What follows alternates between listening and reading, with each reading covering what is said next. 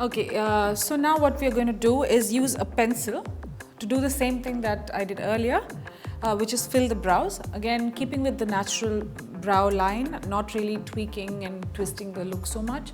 The idea is to achieve a very well-groomed natural brow. Only thing is, I'm going to use a pencil to show how you can fill a brow in. Now the key things here to remember, again, as with any brow grooming needs, is to remember and take into key consideration the shape of the brow that you want to achieve. So you can go as far as you want. You can give it very high arches, you can give it a very high lift, several things. But what you must always know is that hair does grow a bit finer, sparser here closer to the nose, thicker in the centers, and really kind of tapered and fine at the ends as well. So when you are about to do a brow grooming session, or you want to clean up or draw or fill in brows, you need to remember that as a key thing to, like a guideline. You don't want to go farther than that, unless of course it's a comedic look or if it's a theatre look or something, then you want to paint it in. But here we're keeping everything quite natural, sticking to the real stuff. So I'm going to just show you how you can use a brow pencil to do, to groom up the brows. Now in her case, you can see several bare spots. So sometimes you do feel like maybe an eyeshadow can fill that in better. And for those who have a steady hand and who can draw really well, pencils are great too. But here's the thing with pencils. Okay, I find in my several years of experience that although you can fill really nicely with a pencil, it does tend to sometimes get a bit blobby. So you can try and blend it. Again, the brushes are the same. You need a spoolie brush for grooming. You would need a slanted brush in case you want to spread the color in a little bit. And nobody says that the pencil is the only product you can use. If you choose to use a pencil, it's not the only product you need to use. So once you finish with a pencil, you feel the need to add a powder or anything, by all means do so. Okay, so I'm going to just see how it goes. And what a pencil, I find a pencil is very useful when you want to draw strokes, when you want to imitate hair. Okay, but having said that, pencils don't get into this really tapered tip. So sharpen your pencil, see what best you can do, or you can switch to a brush and fill in the extra hair bits. So I'm going to get started. Now, again, a lot of brow pencils do also come with this thing at the spoolie brush at the end. So just giving it a quick pick like that. And as you can see, I've gone for a brown again. The reason being that brown kind of looks softer, more natural, and also is largely closer to the hair color that most models would have, at least in regions like India, Sri Lanka, etc. But for the rest of the regions, you can find appropriate colors. There's blondes available, there's ash blondes. A lot of brow pencils come in several colors, so you can pick the one that you find works closest best for your model. And again, go with the same theory. You want to keep this really soft, so I'm coming back to this later. I'm now going to start from here. I'm going to kind of just start from a little after. And like I mentioned in an earlier video, I like to work from the baseline versus here, because look what happens when you work here, right? If you see the growth, it's very, very soft on top. So if you start from here, it kind of becomes very evident. You see what I mean? It becomes just, the strokes become very dark and a bit difficult to blend if you haven't been used to doing this. So I just want to take that off. I prefer working somehow from the base because the base is normally darker anyway. And if you notice, I'll go in the direction of the hair growth. I'm not drawing a line. It's literally like imitating the hair growth.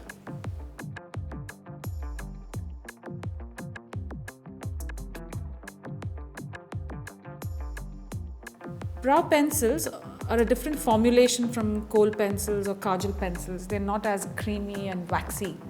They tend to be a little more powdery because the idea is to fill color. And at least the new formulations don't shine anymore, so that's a good thing.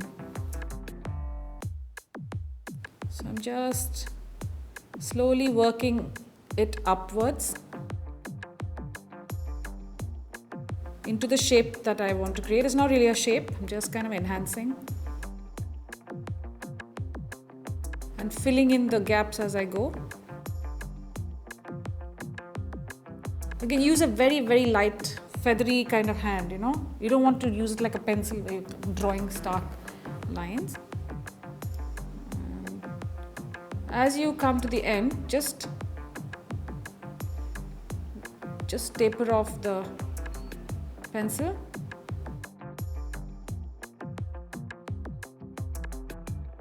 Yeah, just taper it off. Now I've left the beginning, so I want to sharpen the pencil again so I get more of a sharp tip to work better with the inner corner. So now here, again I'm not going to draw, like no lines. I'm going to just follow the direction of the hair. Literally imitate the strokes.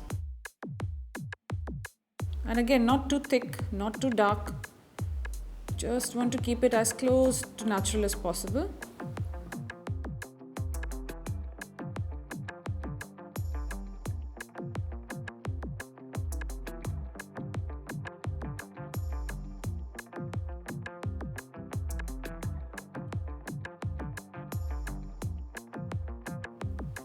Now once you have that done, use the spoolie side of the thing or use a spoolie brush.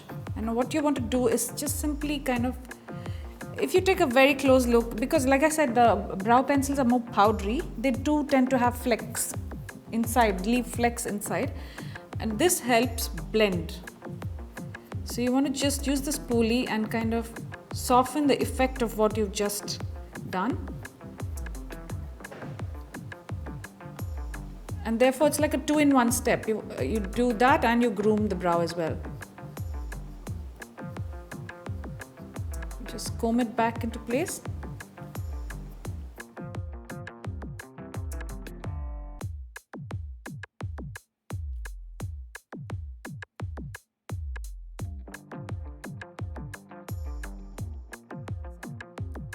So like I said in the earlier video, you can use a brow gel just to sweep and set. Again, you get these in several colors. You get them in clear. This is largely just to keep the hair in place after you've finished. You just kind of, again, work in the same direction that you've applied the makeup in. It's largely just to set.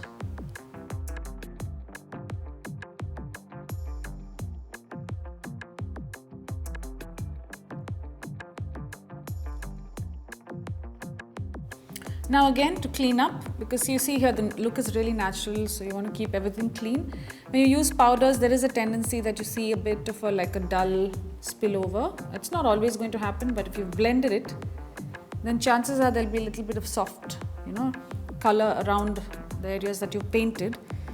You want to just clean up and make it more precise. So again, you can do that with a liquid foundation, you can do it with your concealer, or you can do it with highlighting powders such as this one, or even lighter colors. Just keep it within the skin tones. I'm just showing it to you with the powder. You can use a smaller brush, but I'm just using a curved concealer brush. But like I said, brushes are, whatever you're comfortable with. So start with the high point of the brow, just under the arch. And you'll see everything coming to sharp focus again.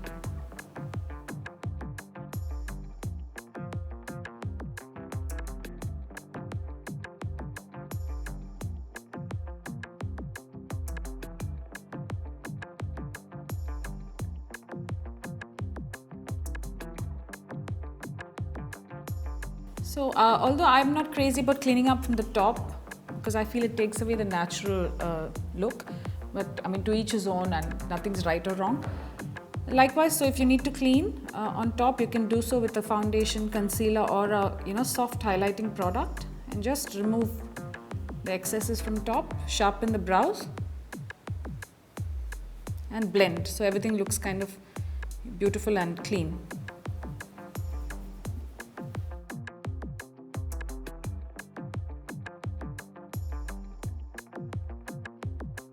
Right, so just to get on with the next brow, again just give it a good comb.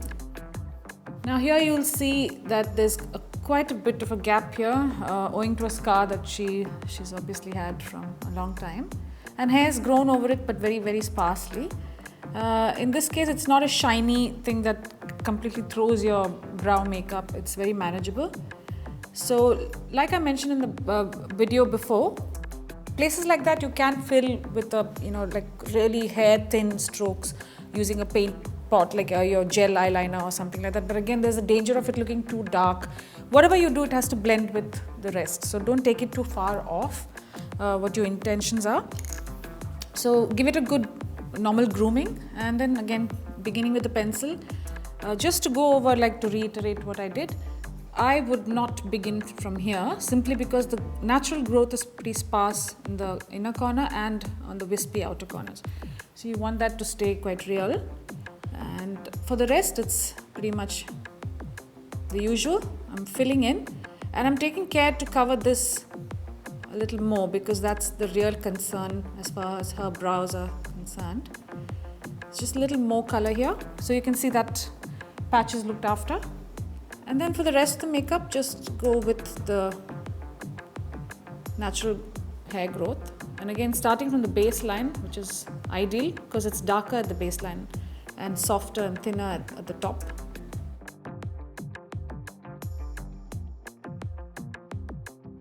So fill as you go, and very, very, very light hand, like a delicate lift. Don't use it with force because that will just simply draw lines and they'll be pretty unblendable.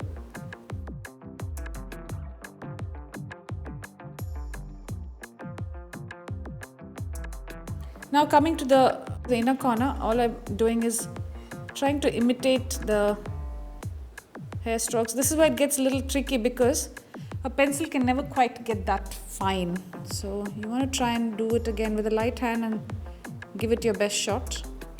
Imitate the strokes of the hair.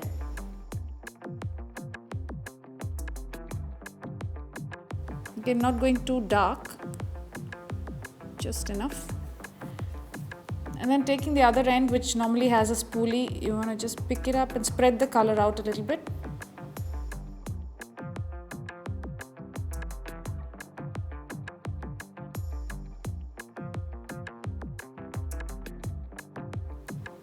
Taper out this end as well.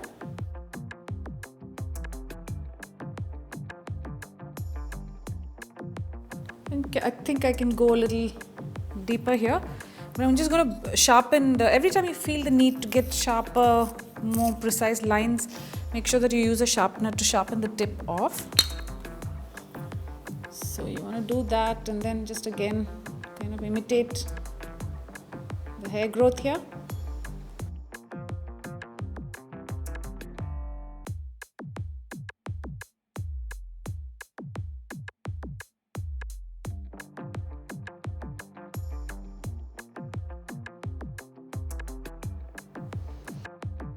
Also remember that right now it all looks very stark, but once you have eye makeup on, it'll obviously go with the whole thing and frame the eye makeup.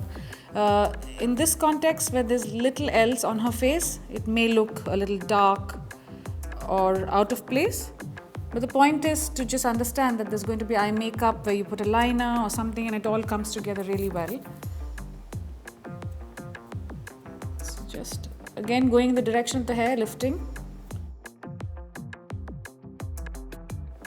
And before you do any final things, you take a look at whether you want to add color somewhere, whether you want to increase the arch, tweak with the shape. But I think it's largely done. Maybe just a spot here where her eyebrows are very sparse. Just that bit which needed a little extra attention. I think there we are. Kind of covers what we want to do with the eyebrows here. So now I'm just going to clean up as I did earlier. Again, I'm just using a highlighting matte powder to clean up just at the base here.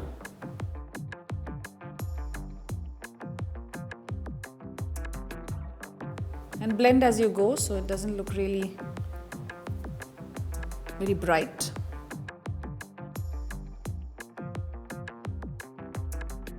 Again, this you can alternate this with a foundation or a concealer.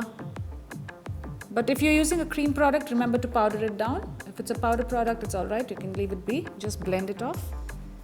And you should have what you want. There you go. Again, like I said in the earlier video, you don't have to match them to the T. I mean, eyebrows rarely, if ever, are exactly the same on both sides. Having said that, it's nice to have a sense of, knowing that it belongs on the same face. So, yeah, I think that's largely it. And you can keep tweaking it till you get the desired effect, but it doesn't take so long to finish up on the brows. The last step, and not always necessary, you can set it with a brow gel, and brow gels again they can be clear, they can match the brows. This is largely to keep the hairs in place once and for all before you head off to shoot or so that kind of wraps that up.